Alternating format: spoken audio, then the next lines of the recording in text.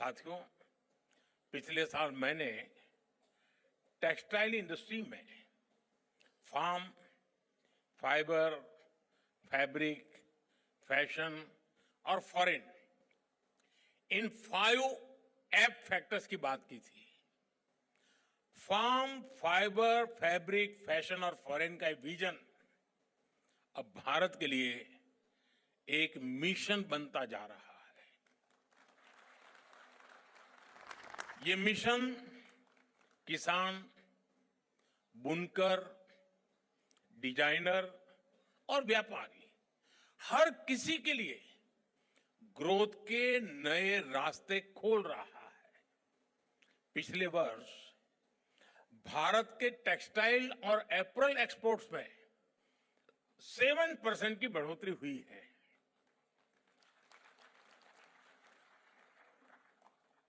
अब आप 7% में ताली बजाओगे तो मेरा होगा क्या?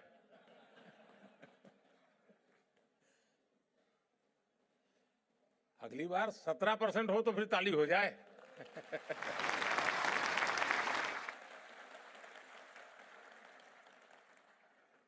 आज हम दुनिया के छठे सबसे बड़े टेक्सटाइल और एपरल्स एक्सपोर्टर है।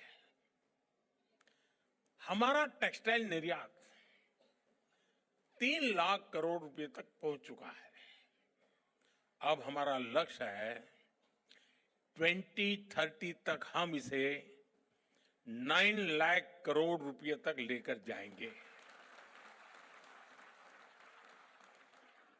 मैं भले बोलता यहां हूं ये 2030 की बात, लेकिन आज जो मैंने वहां जो मिजाज देखा है तो मुझे लगता है कि शायद आप ये मेरा आंकड़ा गलत सिद्ध कर देंगे और 2030 के पहले ही काम पूरा कर देंगे। साथियों, इस सफलता के पीछे पूरे 1 दशक की मेहनत है, 1 दशक की कंसिस्टेंट पॉलिसी है। इसलिए पिछले 1 दशक में हमारे टेक्सटाइल सेक्टर में विदेशी निवेश 2 गुना हुआ है। और आज मुझे कुछ साथी बता रहे थे कि साहब बहुत सारी विदेशी कंपनियां भारत में इन्वेस्टमेंट करने के लिए आना चाहती हैं। तो मैंने उनसे कहा कि देखिए, आप हमारे सबसे बड़े एम्बेसडर हैं। जब आप कहेंगे तो कोई भी बात मान लेगा, सरकार कहेगी तो वो जांच करने जाएगा, ये सही है, गलत है, ठीक है, नहीं है। लेकिन अगर उसी फील्ड का व्यापारी जब कहता है तो मान लेता है, हाँ यार मौका है, चलो। साथियों, आप सब जानते हैं टेक्सटाइल देश में सबसे ज्यादा रोजगार के अवसर देने वाली इंडस्ट्री में से एक महत्वपूर्ण इंडस्ट्री है।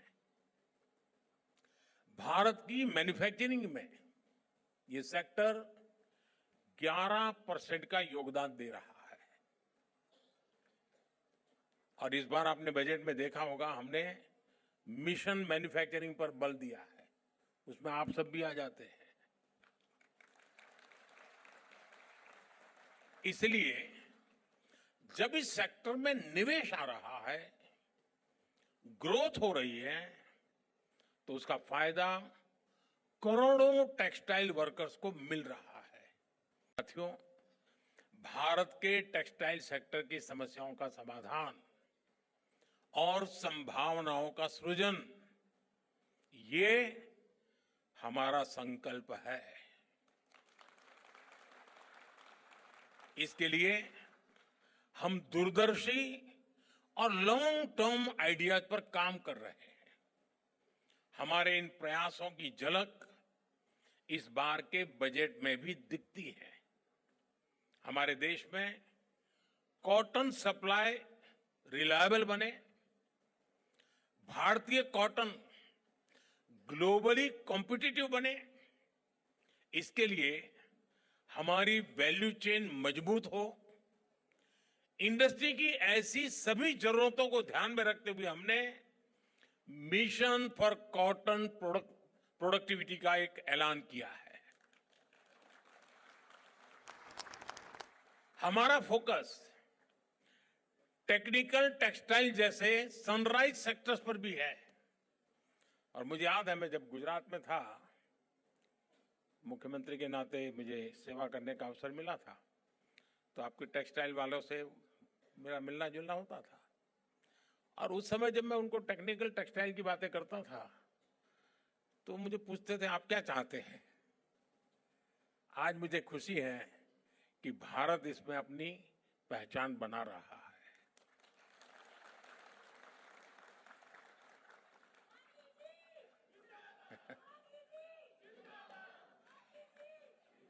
हम स्वदेशी कार्बन फाइबर और उससे बनने उत्पादों को बढ़ावा दे रहे हैं। Bharat high grade carbon fibre बनाने की दिशा में भी आगे बढ़ रहा है। इन प्रयासों के साथ ही टेक्सटाइल सेक्टर के लिए जो नीतिगत फैसले चाहिए, हम वो भी ले रहे हैं।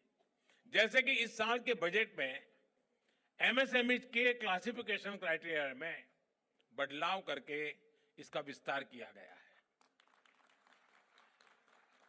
साथ ही क्रेडिट अवेलेबिलिटी बढ़ाई गई है।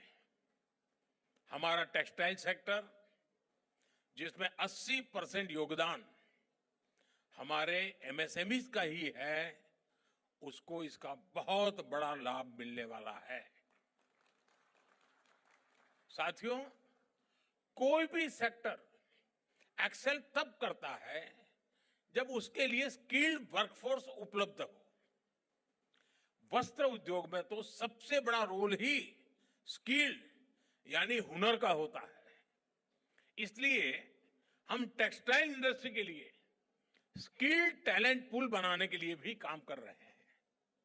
हमारे national centres of excellence for skilling इस दिशा में बड़ी भूमिका निभा रहे हैं। वैल्यू चेन के लिए जो स्किल्स चाहिए, उसमें हमें समर्थ योजना से मदद मिल रही है।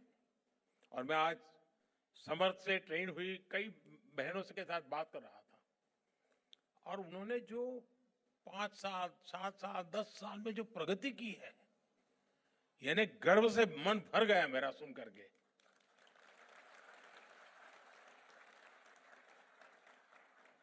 हमारी ये भी कोशिश है कि टेक्नोलॉजी के इस दौर में हैंडलूम की ऑथेंटिसिटी को, हाथ के कौशल को भी उतना ही महत्व मिले। हथकरघा कारीगरों का हुनर दुनिया के बाजारों तक पहुंचे, उनकी क्षमता बढ़े, उन्हें नए अवसर मिले। हम इस दिशा में भी काम कर रहे हैं।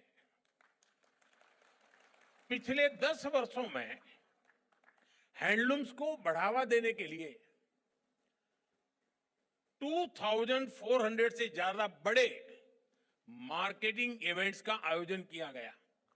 2400 से ज्यादा हैंडलूम प्रोडक्ट्स की ऑनलाइन मार्केटिंग को बढ़ावा देने के लिए इंडिया हैंडमेड नाम से ई कॉमर्स प्लेटफॉर्म भी बनाया गया है। इस पर हजारों हैंडलूम ब्रांड रजिस्टर भी कर चुके हैं। हैंडलूम प्रोडक्ट्स की जीआई टैगिंग, इसका भी बहुत बड़ा लाभ इन ब्रांड्स को हो रहा है। साथियों, पिछले वर्ष भारत टैक्स के आयोजन के दौरान टेक्सटाइल स्टार्टअप ग्रांड चैलेंज को लॉन्च किया गया था। उसमें युवाओं से टेक्सटाइल सेक्टर के लिए इनोवेटिव सस्टेनेबल सॉल्यूशंस मांगे गए थे। इस चैलेंज में देश भर के युवाओं ने बढ़ चढ़ करके हिस्सा लिया। इस चैलेंज के विजेता युवाओं को यहां इनवाइट भी किया गया है। वो यहां हमारे बीच में बैठे भी हैं। आज यहां ऐसे स्टार्टअप्स को भी बुलाया गया है जो इन युवाओं को आगे बढ़ाना चाहेंगे।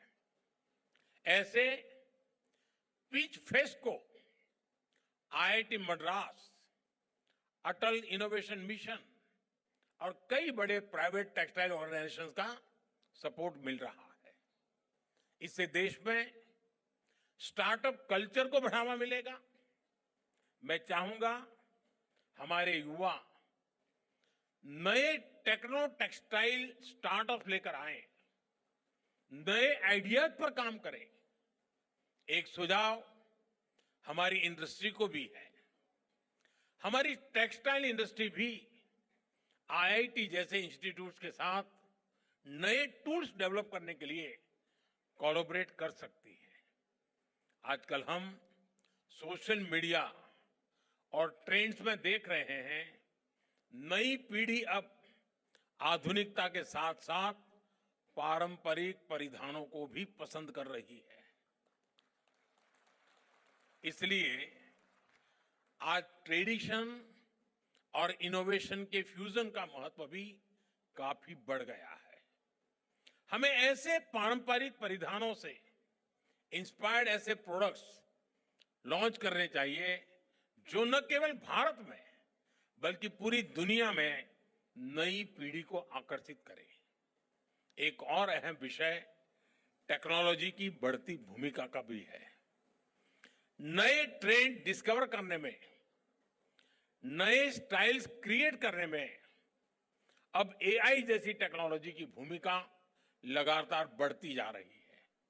अभी जब मैं निफ्ट के स्टॉल पर गया था, वो मुझे बता रहे थे कि हम एआई के माध्यम से 2026 का ट्रेंड क्या होगा, हम उसको अब प्रमोट कर रहे हैं।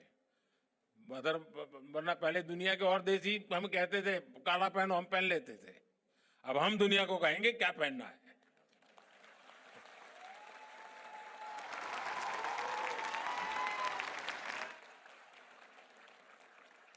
इसलिए आज एक और पारंपरिक खादी को भी बढ़ावा दिया जा रहा है। साथ ही एआई के जरिए फैशन के ट्रेंड्स को भी एनालाइज किया जा रहा है।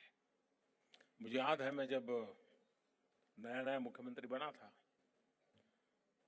तो गांधी जयंती पर, शायद 2003 होगा, मैंने पोरबंदर में गांधी जी का जहां जन्मस्थान है वहां फैशन शो ऑर्गेनाइज किया था, और खादी का फैशन शो, और निफ्ट के स्टूडेंट्स और हमारे यहाँ एनआईडी के स्टूडेंट्स मिलकर के उस काम को आगे बढ़ाया था।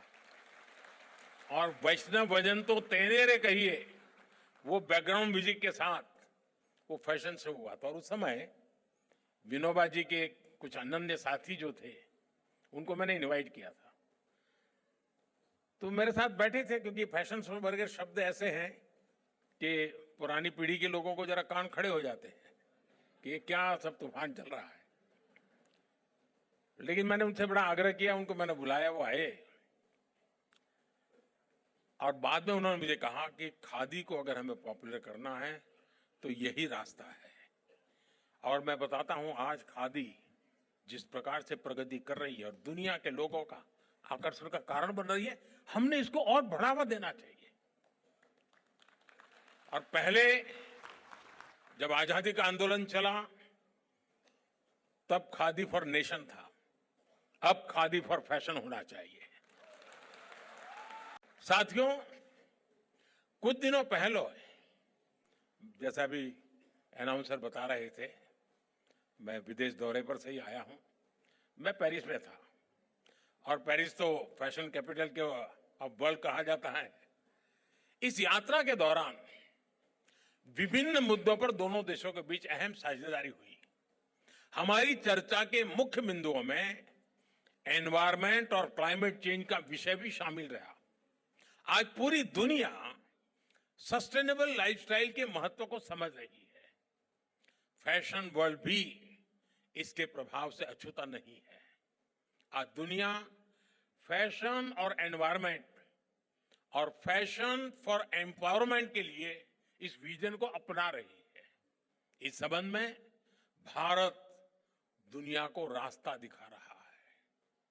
सस्टेनेबिलिटी हमेशा से भारतीय टेक्सटाइल की परंपरा का अभिन्न हिस्सा रहा है। हमारी khadi, tribal textiles, natural dyes का उपयोग, ये सभी सस्टेनेबल लाइफस्टाइल के ही उदाहरण हैं। अब भारत की पारंपरिक सस्टेनेबल टेक्निक्स को कटिंग एज टेक्नोलॉजी का साथ मिल रहा है। इससे इंडस्ट्री से जुड़े कारीगरों, बुनकरों और करोड़ों महिलाओं को सीधा सीधा लाभ हो रहा है। साथियों, मैं समझता हूं संसाधनों का पूरा उपयोग और कम से कम वेस्ट जनरेशन टेक्सटाइल इंडस्ट्री की पहचान बननी चाहिए। आज दुनिया में करोड़ों कपड़े हर महीने इस्तेमाल से बाहर हो जाते हैं। इनमें बहुत बड़ा हिस्सा फास्ट फैशन वेस्ट का होता है, यानी वो कपड़े जिन्हें फैशन या ट्रेड चेंज होने के कारण लोग पहनना छोड़ देते हैं। इन कपड़ों को दुनिया के कई हिस्सों में डंप किया जाता है। इससे एनवायरनमेंट और इकोलॉजी के लिए भी बड़ा खतरा पैदा हो रहा है। एक आकलन के मुताबिक 2030 तक फैशन वेस्ट 148 मिलियन टन तक पहुंच जाएगा। आज टेक्सटाइल वेस्ट का 1/4 हिस्सा भी रिसाइकल नहीं हो रहा है। हमारी टेक्सटाइल इंडस्ट्री इस चिंता को अवसर में बदल सकती है।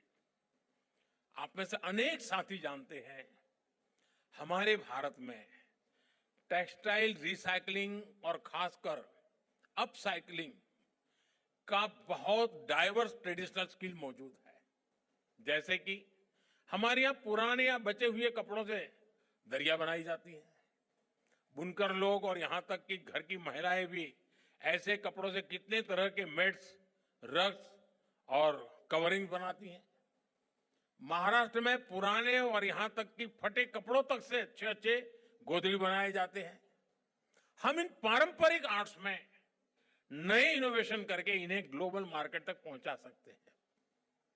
टेक्सटाइल मिनिस्ट्री ने अपसाइक्लिंग को प्रमोट करने के लिए standing conference of public enterprise और ई मार्केट प्लेस के साथ एमओयू भी साइन किया है। देश के कई अपसाइक्लर्स ने इसमें रजिस्टर भी किया है। नवी मुंबई और बेंगलुरु जैसे शहरों में टेक्सटाइल वेस्ट के डोर टू डोर कलेक्शन के लिए पायलट प्रोजेक्ट भी चलाए जा रहे हैं। मैं चाहूंगा हमारे स्टार्टअप्स इन प्रयासों से जुड़े, इन अवसरों को एक्सप्लोर करें और अर्ली स्टेप लेकर इतने बड़े ग्लोबल मार्केट में लीड लें। अगले कुछ वर्षों में भारत की टेक्सटाइल रिसाइकलिंग मार्केट $400 मिलियन तक पहुंचने की संभावना है, जबकि ग्लोबल रिसाइकल टेक्सटाइल मार्केट करीब $7.5 बिलियन तक पहुंचने का अनुमान है। अगर हम सही दिशा में आगे बढ़ें तो भारत इसमें और बड़ा शेयर हासिल कर सकता है।